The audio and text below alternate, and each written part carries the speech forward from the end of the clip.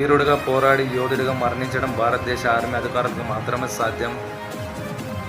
Operation Sindhu కార్యక్రమంలో భాగంగా జమ్మూ కాశ్మీర్ రాష్ట్ర సరిహద్దులో దేశ రక్షణ కోసం విధులు నిర్వర్తిస్తూ నిన్నటి రోజున ప్రాణాలు కోల్పోయిన ఆంధ్రప్రదేశ్ రాష్ట్ర జవాన్ మురళీ నాయక్ గారి ఆత్మకు శాంతి చేకూరాలని భగవంతుని మనస్ఫూర్తిగా ప్రార్థిస్తూ ఆ బాధిత కుటుంబానికి నా ప్రగాఢ సానుభూతిని తెలియజేస్తున్నాను.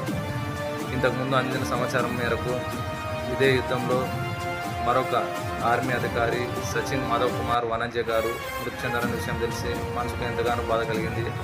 ఆయన ఆత్మకు శాంతి చేకూరాలని భగవంతుని ప్రార్థిస్తూ ఆ బాధిత కుటుంబానికి కూడా నా ప్రగాఢ సానుభూతిని తెలియజేస్తున్నాను. ముఖ్యంగా గత 15 రోజుల క్రితం జరిగిన పహల్గాం ఘటన తర్వాత భారత్ పాకిస్తాన్ మధ్య యుద్ధ వాతావరణం తారస్థాయికి చేరింది. అందులో భాగంగానే పాకిస్తాన్ పదే పదే కవింపు చర్యలకు పాల్పడుతూ దేశంలోని అమాయక ప్రజల మీద దాడులు చేయడం, అనవసరమైన కవింపు చర్యలతో దేశ భద్రతకు మూల స్తంభంలో నిలిచినటువంటి మన దేశ ఆర్మీ అధికారులను చంపడం నిజంగా చాలా బాధాకరం.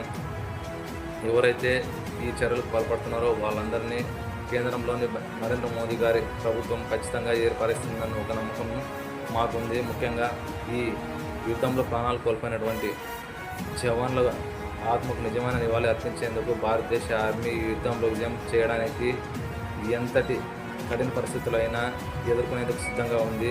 ముఖ్యంగా మీ ప్రాణత్యాగం వృధా పోదు. మీరు భౌతికంగా మాకు దూరమైనప్పటికీ పోట్లాడుతున్నది భారతీయుల హృదయాల్లో చిరస్థాయిగా నిలిచిపోతారు. చరిత్ర బ్రతికున్నంత కాలం మీరు ఆ చరిత్ర బ్రతికే ఉంటారు. ఈ భారతదేశానికి నిజమైన స్ఫూర్తినిచ్చి మీరు మీ ప్రాణాలను అర్పించడం నిజంగా ఈ దేశానికి గర్వకారణం. మీ ప్రాణత్యాగానికి మీరు చిందించిన ప్రతి రక్తపు బొట్టుకు భారతదేశ ప్రభుత్వం ఖచ్చితంగా తగిన న్యాయం చేస్తుందని ఆశిస్తున్నాను. దేశం మొత్తం ఈ యుద్ధంలో గెలిచి మీకు నిజమైన నివాళి అర్పిస్తుంది. మీ తెగువకు ధైర్య సాహసానికి హ్యాట్స్ ఆఫ్. జై హో భారత్, భారత్ మాతాకి జై, జై ఇండియన్ ఆర్మీ.